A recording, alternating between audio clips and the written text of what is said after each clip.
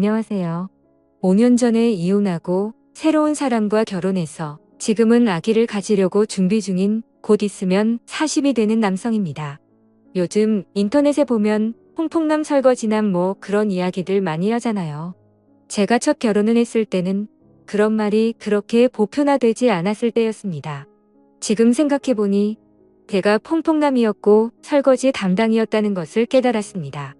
이렇게 글을 쓰는 이유는 대다수의 여자분들을 혐오하는 것이 절대 아니고 저처럼 여자를 잘 모르는 남성분들에게 경각심을 일깨워주기 위해서입니다.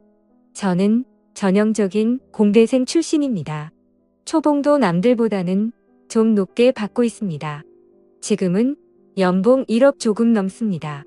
학창시절 여자를 몇 명 만나보기는 했지만 그때는 연애보다는 공부가 우선이어서 깊게 만나보지를 않았습니다. 첫 결혼 전 만난 여성분과 처음 관계를 했었는데 몇 개월 만나다가 성격 차이로 헤어졌습니다. 그리고 얼마 있다가 친한 친구의 여자친구 소개로 전철을 만났습니다. 친한 친구의 여자친구가 다니는 필라테스 강사인데 얼굴도 예쁘고 몸도 좋다고 해서 사진을 보니 너무나 예뻐서 제가 소개시켜달라고 했습니다. 전철을 처음 만날 때 문을 열고 들어오는 모습을 보고 한눈에 반할 수밖에 없었습니다.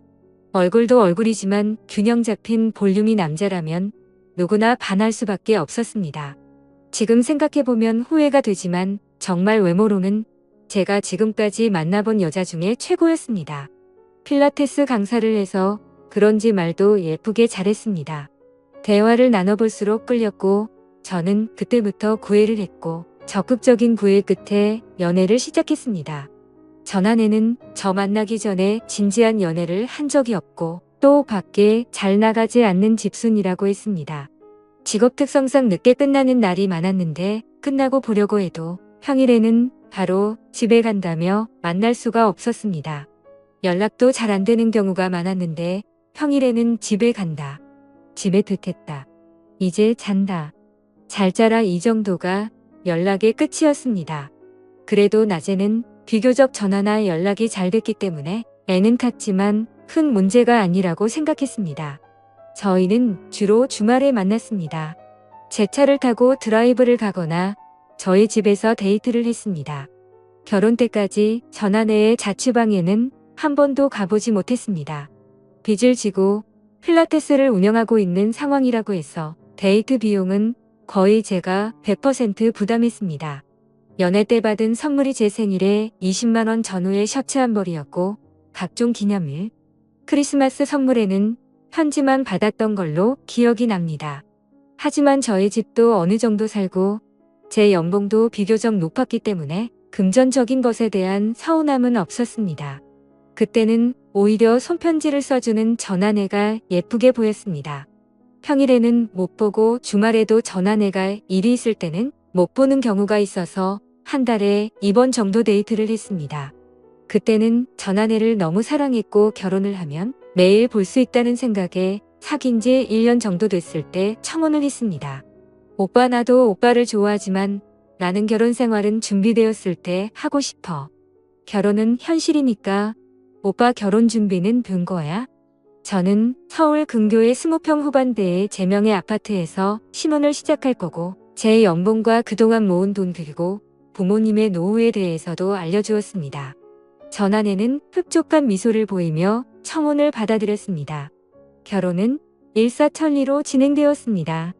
그런데 결혼하는 과정에서 전 아내는 아파트 공동명의와 경제권을 계속 요구했습니다. 저는 경제권은 줄 수 있지만 아파트 공동명의는 안 된다고 하자 며칠 연락을 안 받더라고요. 그래서 우선 달래려고 공동명의는 결혼하고 다시 한번 생각해보겠다 했습니다. 아무튼 그렇게 결혼식을 올리고 몇 개월 행복한 시간을 가졌습니다. 그러다 어느 날 전 아내가 말했습니다. 오빠 요즘 고객들도 많이 떨어지고 나도 일하고 오면 집안일 하는 것도 힘든 것 같아. 우리 어차피 아이 가져야 하는데 나 일 그만두고 몸 관리하면서 아기 가질 준비하면 안 될까? 맞벌이 하니까 집도 너무 더럽고 오빠 아침도 못 챙겨주는데 일 그만두고 집안일도 하면서 아기 가질 준비할게. 전 아내가 힘들다 하기도 하고 저도 아침밥 얻어먹는 게 꿈이었기도 하고 아기도 슬슬 가져야 하니 그러라고 했습니다. 일주일 동안은 아침도 차려주고 집도 깨끗하고 저녁도 차려주고 그랬습니다. 시간이 지나자 아침은 시리얼이나 모닝빵으로 바뀌었고 집은 조금씩 더러워졌고 저녁도 밀키트나 배달 음식이었습니다. 집이 좀 더럽다고 하자 집안일은 해도 해도 끝이 없다며 스트레스 받지 않게 잔소리하지 말라고 화를 내서 그 다음부터는 아예 말도 꺼내지 않았습니다. 전아내는 아이를 갖자고 했지만 관계 때마다 저에게 피임을 하게 했습니다. 우리 아이 낳기로 했는데 이제 슬슬 피임 없이 해야 하지 않을까? 오빠 내가 생각해봤는데 주위를 보니까 나이 낳고 키우면서 부부들이 많이 싸우는 것 같아. 그냥 우리 딩크족으로 살면서 연애하듯 사는 게 더 좋을 것 같아. 나 아이 낳기도 무서워서 안 낳을래. 아이를 안 낳을 생각이었으면 결혼하기 전에 얘기했어야지. 우리 부모님 아이 기다리는 거 몰라? 왜 화를 내? 결혼 전에는 낳으려고 했는데 막상 낳으려니 무섭고 키우기도 벅찰 것 같은데 어떻게 해? 내가 애 낳는 기계야? 애 낳으려고 나랑 결혼한 거야? 그리고 아기를 낳고 안 낳고는 우리가 결정하는 거지. 왜 시부모님 얘기가 나오는데? 아무튼 나는 아이 안 낳고 딩크족으로 살 거니깐 그렇게 알아. 결혼 전에는 아이를 갖는다 했고 아이를 갖기 위해 일까지 그만뒀는데 갑자기 아이를 안 낳는다니 황당했습니다. 게다가 딩크족으로 산다면서 일은 안 하고 집안일만 하겠다고 고집을 부렸습니다. 아이를 가지려 노력하던지 아이를 안 가지려면 다시 일을 하자고 해도 아이도 안 갖고 일도 하지 않을 거라며 화를 내고 관계도 거부하고 그렇게 몇 달을 보냈습니다. 그러던 어느 날이었습니다. 전 아내가 말을 하더군요. 오빠 나 아이 낳기 정말 무섭고 싫은데 오빠랑 시부모님이 원하면 아이 가져보려 노력해볼게. 오빠 나도 오빠를 좋아하지만 나는 결혼 생활은 준비되었을 때 하고 싶어. 결혼은 현실이니까 오빠 결혼 준비는 된 거야? 저는 서울 근교의 20평 후반대의 제 명의 아파트에서 신혼을 시작할 거고 제 연봉과 그동안 모은 돈 그리고 부모님의 노후에 대해서도 알려주었습니다. 전 아내는 흡족한 미소를 보이며 청혼을 받아들였습니다. 결혼은 일사천리로 진행되었습니다. 그런데 결혼하는 과정에서 전 아내는 아파트 공동명의와 경제권을 계속 요구했습니다. 저는 경제권은 줄 수 있지만 아파트 공동명의는 안 된다고 하자 며칠 연락을 안 받더라고요. 그래서 우선 달래려고 공동명의는 결혼하고 다시 한번 생각해보겠다 했습니다. 아무튼 그렇게 결혼식을 올리고 몇 개월 행복한 시간을 가졌습니다. 그러다 어느 날 전 아내가 말했습니다. 오빠 요즘 고객들도 많이 떨어지고 나도 일하고 오면 집안일 하는 것도 힘든 것 같아. 우리 어차피 아이 가져야 하는데 나 일 그만두고 몸 관리하면서 아기 가질 준비하면 안 될까? 맞벌이 하니까 집도 너무 더럽고 오빠 아침도 못 챙겨주는데 일 그만두고 집안일도 하면서 아기 가질 준비할게. 전 아내가 힘들다 하기도 하고 저도 아침밥 얻어먹는 게 꿈이었기도 하고 아기도 슬슬 가져야 하니 그러라고 했습니다. 일주일 동안은 아침도 차려주고 집도 깨끗하고 저녁도 차려주고 그랬습니다. 시간이 지나자 아침은 시리얼이나 모닝빵으로 바뀌었고 집은 조금씩 더러워졌고 저녁도 밀키트나 배달 음식이었습니다. 집이 좀 더럽다고 하자 집안일은 해도 해도 끝이 없다며 스트레스 받지 않게 잔소리하지 말라고 화를 내서 그 다음부터는 아예 말도 꺼내지 않았습니다. 전 아내는 아이를 갖자고 했지만 관계 때마다 저에게 피임을 하게 했습니다. 우리 아이 낳기로 했는데 이제 슬슬 피임 없이 해야 하지 않을까?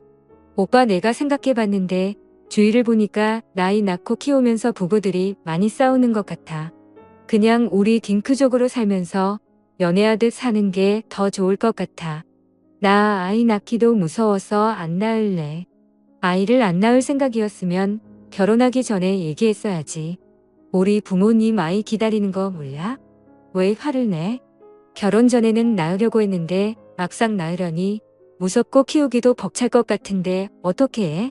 내가 애 낳는 기계야? 애 낳으려고 나랑 결혼한 거야? 그리고 아기를 낳고 안 낳고는 우리가 결정하는 거지. 왜 시부모님 얘기가 나오는데? 아무튼 나는 아이 안 낳고 딩크족으로 살 거니깐 그렇게 알아. 결혼 전에는 아이를 갖는다 했고 아이를 갖기 위해 일까지 그만뒀는데 갑자기 아이를 안 낳는다니 황당했습니다. 게다가 딩크족으로 산다면서 일은 안 하고 집안일만 하겠다고 고집을 부렸습니다. 아이를 가지려 노력하던지 아이를 안 가지려면 다시 일을 하자고 해도 아이도 안 갖고 일도 하지 않을 거라며 화를 내고 관계도 거부하고 그렇게 몇 달을 보냈습니다. 그러던 어느 날이었습니다. 전 아내가 말을 하더군요. 오빠 나 아이 낳기 정말 무섭고 싫은데 오빠랑 시부모님이 원하면 아이 가져보려 노력해볼게. 나도 노력하는 만큼 오빠도 나한테 노력하는 모습을 보였으면 좋겠어. 진짜? 그럼 지연이가 노력하는데 나도 노력해야지. 나는 뭘 노력하면 좋을까? 오빠 결혼하고 나서 아파트 공동명의에 바꿔준다더니 안 바꿔주고 있잖아. 결혼 전 오빠 한 얘기도 실천을 안 하는데 아기 낳으면 더 잘해주겠다는 말 믿음이 안 가. 공동명의 해주면 피임 안 하고 아기 갖도록 노력해볼게. 결혼 전에도 공동명예는 결혼 후에 다시 얘기하자고 했지만 해준다고는 안 했었는데 그렇게 얘기하더라고요. 어차피 가족인데 그냥 공동명의 해주고 행복한 가정을 이루고 싶어서 공동명의를 해줬습니다. 공동명의 증서를 가져다 준 날 처음으로 아기를 갖기 위해 시간을 함께 보냈습니다. 하지만 그런 시간을 여러 번 가졌음에도 몇 달이 지났는데도 아이가 생기지 않아 이상했어요. 전 아내에게 병원에 같이 가보자고 했지만 전 아내는 원래 가지려고 하면 잘 안 생긴다고 조금 더 기다려보자고 했습니다. 그러다 주말에 빨래를 개다가 서랍에 약봉지가 있길래 열어봤더니 여성용 피임약이 있었습니다. 저를 속이고 피임을 한 거 보니 화가 머리끝까지 났습니다. 아이 갖자고 하더니 피임한 거야? 왜 남의 서랍을 뒤지고 그래? 처음에는 피임 안 했는데 생각해보니 아이는 안 낳는 게 좋을 것 같아서 피임하는 게 좋을 것 같아. 저는 화도 내보고 구슬리기도 했지만 아내는 절대 아이도 안 갖고 일도 안 하겠다며 그 후로는 함께 시간 갖는 것 그 자체를 거부했습니다. 그리고 나서는 몇 달간 냉전 상태였고 각방도 썼습니다. 일도 안 해. 집안일도 안 해. 아이도 안 가져. 도대체 전 아내가 뭐하고 사는지 궁금했습니다. 그래서 작은 방에서 아내가 자고 있을 때 잠긴 문을 따고 들어가 아내의 핸드폰을 훔쳐봤습니다. 아내는 장기가 어두운 편이라 몰래 지문을 찍어서 거실로 가지고 나왔습니다. 핸드폰을 보자 정말 가관이었습니다. 많은 남자들과 연락을 하고 있었습니다. 게다가 사진첩에는 술자리 사진, 딴 남자와 뽀뽀를 하는 사진, 차마 입에도 담기 역겨운 더러운 영상도 있더군요. 게다가 거기에는 흑인도 있었습니다. 일일이 사진 찍기도 힘들어서 우선 제 핸드폰으로 영상 촬영으로 카톡, 메시지, 사진, 영상, 그리고 나중에 상간남 소송을 위해서 전화 목록에 있는 남자들 전화번호도 다 찍었습니다. 우선 저도 생각할 시간이 필요해서 전 아내에게는 갑자기 출장이 생겼다 하고 며칠간 휴가를 냈습니다. 분명 그때 전 아내는 웬 기회냐 하고 다른 남자들을 만났겠지만 그동안 어차피 이 남자 저 남자 다 만나고 다닌 거 상관없다는 마인드였습니다. 어차피 이혼할 거니깐요. 많은 카톡 내용을 보는 데만 몇 시간을 걸렸습니다. 그리고 친구 아는 형이 이혼 전문 변호사라 찾아갔습니다. 이혼은 당연한 거고 상간소송도 진행해야 하고 아무래도 재산 분할이 문제가 될 것 같아서 상담을 받았습니다. 변호사의 조언에 따라 아내에게 준 제 카드 내역 다 뽑고 분실 처리하고 재발급 받았습니다. 통장 내역도 뽑았는데 월급 날마다 전액을 뽑아가서 잔액이 거의 없었습니다. 제일 중요한 아파트는 결혼 전 부모님께 증여로 받은 자료들을 준비했습니다. 그리고 상간남들 별로 전화번호, 카톡 내용을 정리했습니다. 변호사 말로는 전 아내가 유부녀인 걸 몰랐다면 상간소송이 안 된다고 하더라고요. 전 아내가 관계를 했다는 카톡 내용과 사진이 있는 사람이 총 5명이었는데 그 중에 4명은 남편이라는 얘기가 있어서 상간남 소송이 되고 1명은 그런 내용이 없어서 힘들 거라고 했습니다. 이혼 소송과 상간 소송이 마무리되는데 1년 남짓 소요됐습니다. 변호사가 말한 대로 한 명은 유부녀인 거 몰랐다고 기각됐고 3명한테는 위자료 받았습니다. 전 아내에게도 위자료 받았습니다. 아파트는 결혼 전 구매했는데도 전 아내의 기여도 10% 인정해 주더라고요. 거의 위자료랑 아파트 기여도랑 해서 퉁쳤네요. 아무리 졸라도 아파트 공동명에 안 해줄 걸 그랬습니다. 그래도 퐁퐁남으로 계속 사는 것보다는 조금이라도 일찍 알고 끝낼 수 있었던 거에 만족합니다. 이혼 마무리되고 얼마 있다가 지금의 아내를 만났고 아내는 정말 성실하고 진솔한 사람입니다. 살림도 잘해서 아침밥도 맨날 먹고 다니고 있네요. 전 아내의 막장 같은 바람 때문에 표기에는 의심도 했지만 올바르고 성실한 정말 정직한 사람입니다. 바라는 아기도 얼른 생겨서 더 화목한 가정을 이루고 싶네요. 여자 얼굴 많이 보시는 분들 조심하세요. 저처럼 퐁퐁남 될 수 있습니다. 여자는 외모도 중요하지만 조신한 여자가 최고인 것 같아요. 감사합니다.